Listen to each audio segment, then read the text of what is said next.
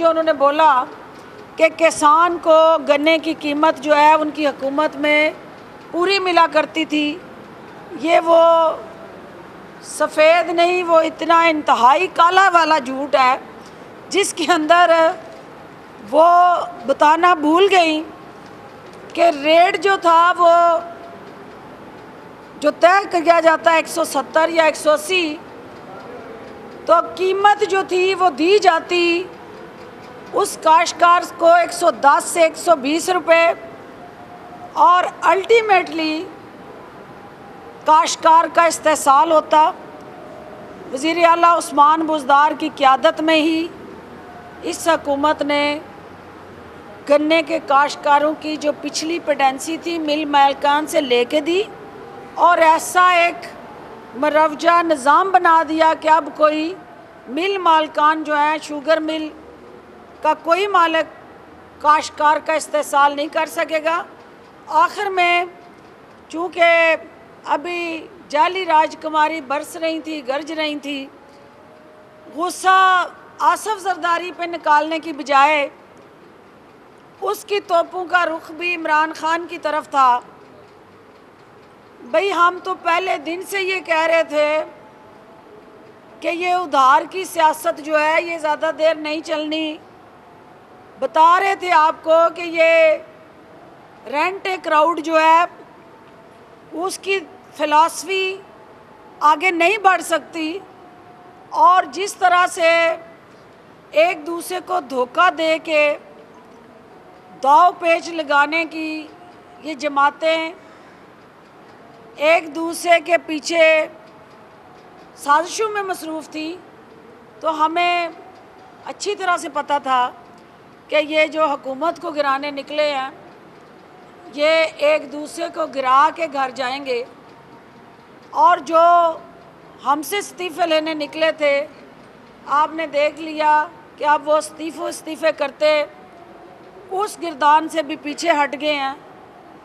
तो जो जाली राजकुमारी मुसलसल हुकूमत पे उंगलियां उठा रही है, उस अदारे का इस्तेहकाक मजरू कर रही है। आपको ख़ुद ये सोचना चाहिए कि जो बेनज़ीर भुट्टो शहीद के कातलों का वकील था, अगर सेनेट के अंदर आप उसको लीडर ऑफ़ द अपोजिशन बनाएंगी तो फिर पीपल्स पार्टी ने ये हशर तो आपका करना था, और वैसे भी आप बेनज़ीर बनने निकली थी तो उन्होंने आपको बेगम सफदर बना के वापस जाती उम्रा भेज दिया है। तो इसमें परेशानी वाली बात कोई नहीं है। सियासत आपको अभी सीखनी है, सियासत आपके बस का रोग ही नहीं है। आप सिर्फ अच्छी अदाकारी कर सकती हैं, तो कोरोना की वजह से वो अभी माहौल नहीं है। तो मेरा सिर्फ मशवरा यही है कि अभी सुकून करें, कौम को भी सुकून लेने दें। नई करवट ले रही है, अब ये खिदमत की सियासत की तरफ हम बढ़ रहे हैं। रवायती खींचातानी और सियासी तनकीद की बजाय मैं अपोजिशन से ये अपील करना चाहूँगी कि वो तमीरी सियासत की तरफ आएँ। आपका भी आईनी किरदार है, आपने हर हरबा इस्तेमाल कर लिया, हर दाव पेच लगा लिया, लेकिन इमरान खान का बाल पीका नहीं कर सके।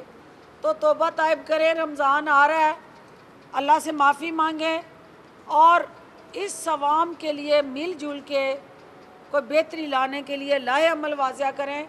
हुकूमत आपके साथ पार्लियामेंट के अंदर अवामी मफादात की हर तरह की कानून साजी करने के लिए तैयार है, लेकिन अवाम का जो दर्द है उसको अपनी ज़ात के दर्द से अलहदा करके देखें, और अवाम के लिए, इस मुल्क के लिए और इस मुल्क के साथ जुड़े जो चैलेंजेस हैं उनसे निपटने के लिए आइए मिल के काम करें। हमने 5 साल इसी तरह आगे बढ़ते रहना है इमरान खान की क़यादत में, और आपने इसी तरह खजल ख़राब होते रहना है। तो बेहतर है आप अपने हिस्से का काम करें, हम अपने हिस्से का काम करें, और अगले इलेक्शन में ये हक अवाम को दें कि वो किसको चुनते हैं। बहुत शुक्रिया। बताइएगा कि मरियम नवाज़ ने आज ये कहा है कि सिलेक्टर जो है वो चाहते थे कि पंजाब में तब्दीली आए, लेकिन हमने अपनी असूली सियासत की और हुकूमत जो है नहीं बदली। जरदारी और जरदारी साहब ने ये मशवरा दिया था कि परवेज लाई भी जो है वो उनको वज़ीर पंजाब बना दें।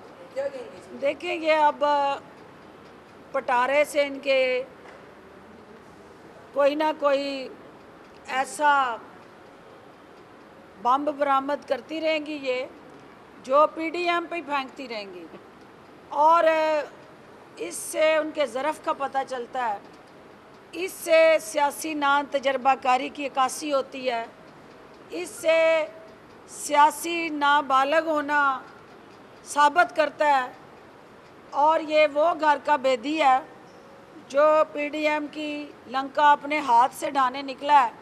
तो हुकूमत को तो कोई इसमें एतराज़ नहीं है, लेकिन जहाँ तक ये पंजाब गवर्नमेंट को गिराने के ख्वाब देख रही हैं, तो जरदारी साहब ने इनको सिलेक्टेड कहा है, ये उनको सिलेक्टेड कह रही हैं, तो ये आपस में तय कर लें कि असल सिलेक्टेड कौन है। अच्छा। क्योंकि बिलावल ने जाती उमरा के ख़ानदान को सिलेक्टेड कहा है, इन्होंने जरदारी साहब को सिलेक्टेड कहा है, तो अब ये दोनों में सिलेक्टेड होने का मैच है।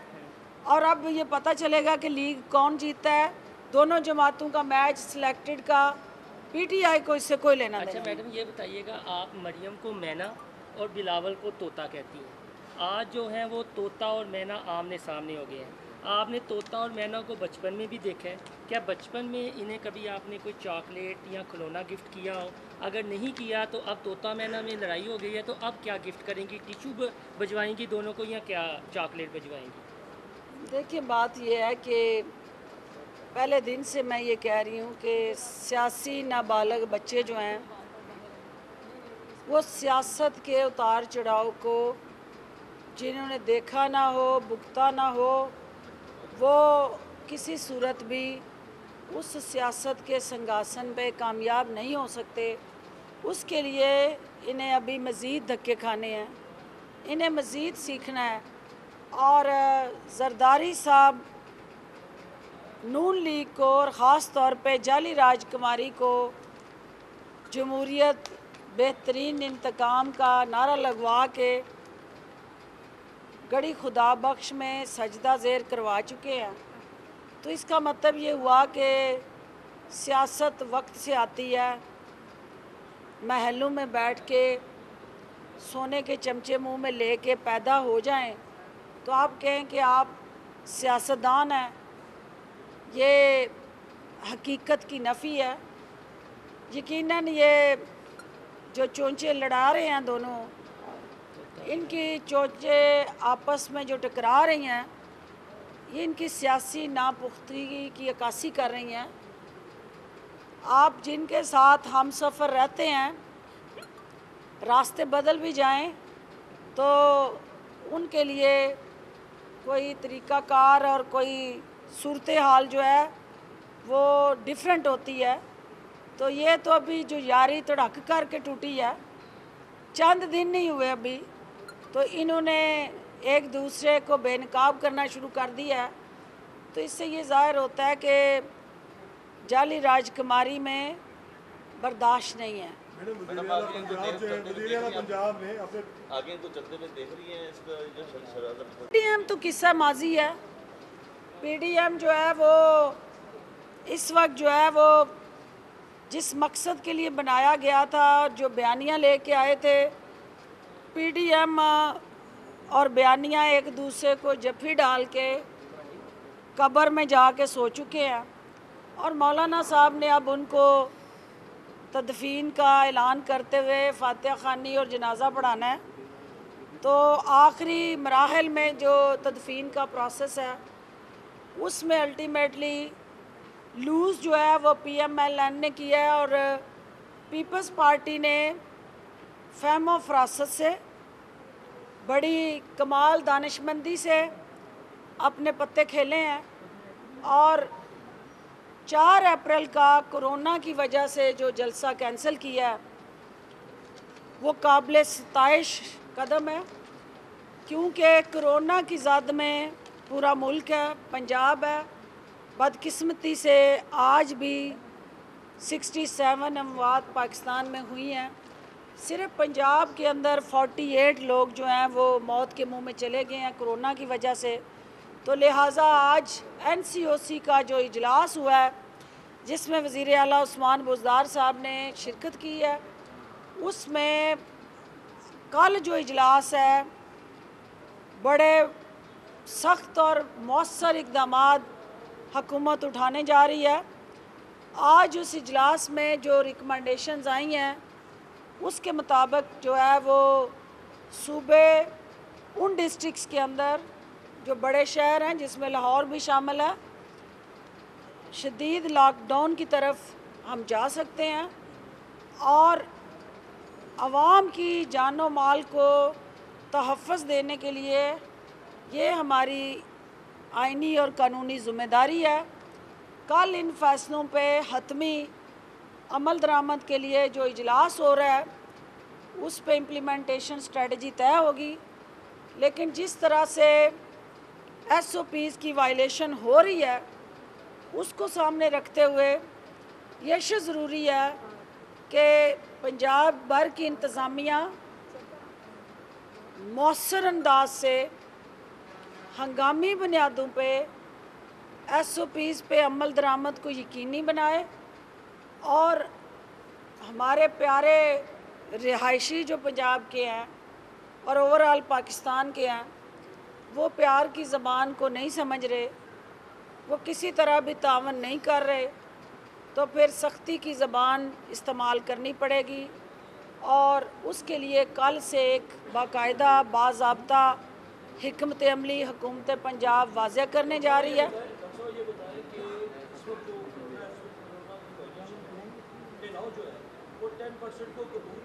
अबूर कर गए। पंजाब गवर्नमेंट के पास अब 15 दिन के जो 8-5 डिस्ट्रिक्ट आपने मेंशन किए हैं, वहाँ 15 दिन के मुकम्मल लॉकडाउन के अलावा कोई ऑप्शन बची है पंजाब गवर्नमेंट के पास? देखिए, हमने स्मार्ट लॉकडाउन करके देखा है, स्मार्ट लॉकडाउन के वो नताइज हासिल नहीं हो सके और आवाम ने इसको सीरियस नहीं लिया।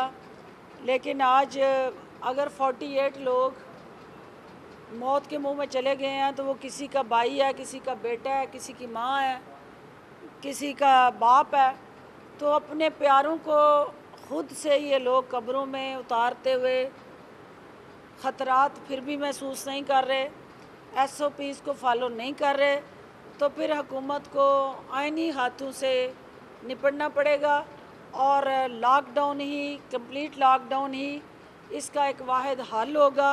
लेकिन ये हतमी अनाउंसमेंट जो है, हतमी फ़ैसला जो है वो कल के NCOC के इजलास में तय होगा कि बाकी सूबाई हुकूमतें और हुकूमत पाकिस्तान जो है इस हवाले से क्या तरजीहात तय करते हैं। पंजाब ने अपने रिश्तेदार को जो है अमीर तैमूर को वहाँ पे स्पेशल ब्रांच का डायरेक्टर अपॉइंट कर दिया, क्या कोई और बंदा नहीं था जो कि रिटायर्ड को दोबारा से अपॉइंट कर दिया जाए? देखें, कोई तैनाती आइन और कानून के और कायदो ज़वाबत के दायरा कार में रह के होती है तो उस पे आप उंगली नहीं उठा सकते। अगर वहाँ कहीं वायलेशन हुई है, कोई किसी ऐसी क्वालिफ़िकेशन को मैच नहीं करते या किसी ने वो प्रोसीजर फॉलो नहीं किया तो फिर आपकी तनकीद बनती है। किसी का रिश्तेदार होना कोई जुर्म नहीं है, अहलियत मैटर करती है। देखना ये है कि जिस जगह पे उन्हें लगाया गया क्या वो उनकी अहलियत उस जगह की है, तो आंसर इज़ यस, क्योंकि कौम ने उन पे इन्वेस्टमेंट की, ट्रेनिंग की, उनकी ओरिएंटेशन हुई, पुलिस डिपार्टमेंट के अंदर ओवरऑल उन्होंने इस मुल्क और कौम के लिए काम किया और अगर उसको कंटिन्यू करते हैं वो तो आपकी खिदमत है। रिश्तेदार किसका है वो छोड़ दें, ये देखें कि वो काम क्या करने जा रहे हैं। बहुत शुक्रिया। ये बताइएगा, बिलावल ने नून लीग से पूछा है कि वो ये देखें कि हमारे दरमियान जो दूरियां आ रही हैं उनको कौन गलत मशवरे दे रहा है, तो आपकी नज़र में मुस्लिम लीग नून को कौन गलत मशवरे दे रहा है?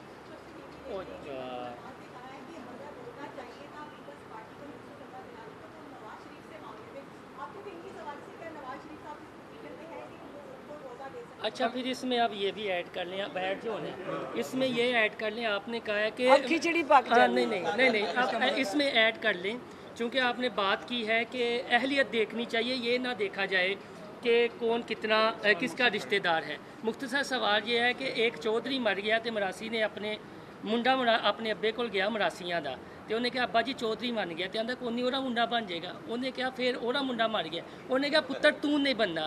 तो कदी है जेडे आम मरासियां दे मुंडे भी किसी आला अहुदे ते बैठणगे या सिर्फ अशराफिया के रिश्तेदारों ही तुसी नवाजोगे। हुण तुसी लॉजिक पेश कर दी है कि ओदी अहलियत देखो, ऐ ना वेखो किहड़ा रिश्तेदार है, ऐ काम शहबाज शरीफ करदा ते तुसी कहना सी देखो अपने रिश्तेदार नूं बिठा दिता। अच्छा, पहली बात तो ये है कि मौसम काफ़ी गर्मीदा है और काफ़ी इस वक्त अफसरदा है। तो मेरा चूँकि भाई है तो मैं हर हाल में उसे खुश देखना चाहती हूँ और मैं कभी नहीं चाहती हूँ कि वो परेशान हो। तो मैं उसकी परेशानियों का अजाला इंशाल्लाह करूँगी। दूसरी बात जो आपने कही है जो इम्पॉर्टेंट है कि नून लीग के दराड़े पीपल्स पार्टी और नून लीग में, देखिए वहाँ पे दो रवायती नज़रिए हैं। पीपल्स पार्टी की रोज़े अव्वल से सियासत जो है वो शाही ख़ानदान की मुखालफत से जुड़ी है और पीपल्स पार्टी का जियाला कभी भी नवाज़ शरीफ की सियासत के साथ एग्री नहीं हुआ और ज़िया की बाकियात के साथ पीपल्स पार्टी ना जचती थी ना पपती थी। तो ये तो मैरिज ऑफ इनकन्वीनियंस थी, कन्वीनियंस नहीं थी। तो इसको तो ये एक हालात के मुताबिक इकट्ठ हुआ था, ये नज़रियाती मिलाप नहीं था।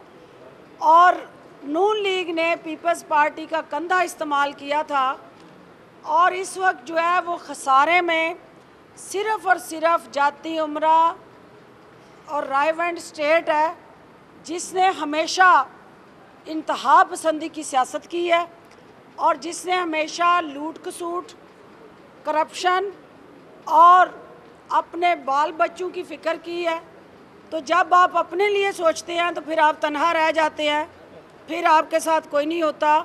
और पीपल्स पार्टी ने ये साबित किया है कि आपको सिंध के अंदर, ओवरऑल सेनेट के अंदर हमारा उनसे इख्तिलाफ हो सकता है, हम सियासी ना सिर्फ एक दूसरे के खरीफ हैं बल्कि हमें उनकी सियासी जो कंडक्ट है, जो उनका सिंध के अंदर रोल और किरदार है, हम कभी भी उसको अप्रिशिएट नहीं करते।